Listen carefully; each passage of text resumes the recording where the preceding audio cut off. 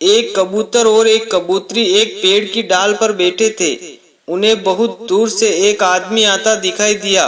कबूतरी के मन में शंका हुई और उसने कबूतर से कहा कि चलो जल्दी से उड़ चले, नहीं तो ये आदमी हमें मार डालेगा।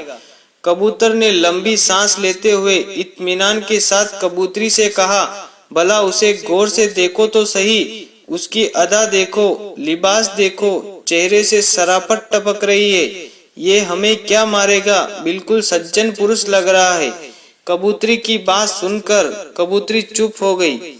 जब वह आदमी उनके करीब आया तो अचानक उसने अपने वस्त्र के अंदर से तीर कमान निकाला और जड़ से कबूतर को मार डाला और बेचारे उस कबूतर के वही प्राण पखेरु उड़ गए।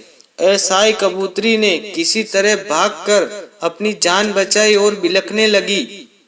उसके दुख का कोई ठिकाना न रहा और पल भर में उसका सारा संसार उजड़ गया। उसके बाद वह कबूतरी रोती हुई अपनी फरियाद लेकर उस राज्य के राजा के पास गई और राजा को उसने पूरी घटना बताई। राजा बहुत दयालु इंसान था। राजा ने तुरंत अपने सैनिकों को उस शिकारी को पकड़ लाने के लिए आदेश दिया। तुरंत शिकारी को पकड़कर दरबार में लाया गया।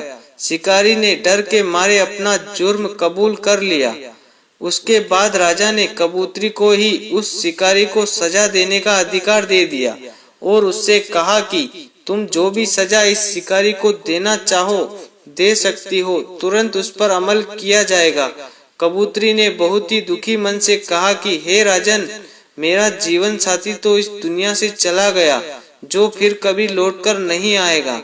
इसलिए मेरे विचार से इस क्रूर शिकारी को बस इतनी ही सजा दी जानी चाहिए कि अगर वो शिकारी है तो उसे हर वक्त शिकारी का ही लिबास पहनना चाहिए। ये शराफत का लिबास वह उतार दे, क्योंकि शराफत का लिबास ओढ़कर धोखे से घिनौने कर्म करने वाले सबसे बड़े नीच और समाज के लिए हानिकारक होते हैं। कबूतरी ने कहा, जब हम किसी को जीवन दे नहीं सकते तो किसी का जीवन लेने का अधिकार मुझे नहीं है।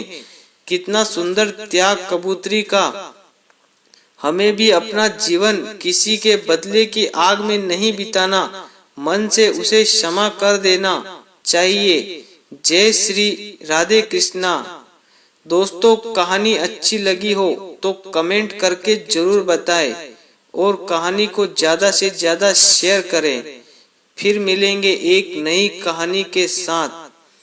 जय हिंद, जय भारत, हर हर महादेव, बम बम भोले। जय श्री कृष्णा, जय श्री राम।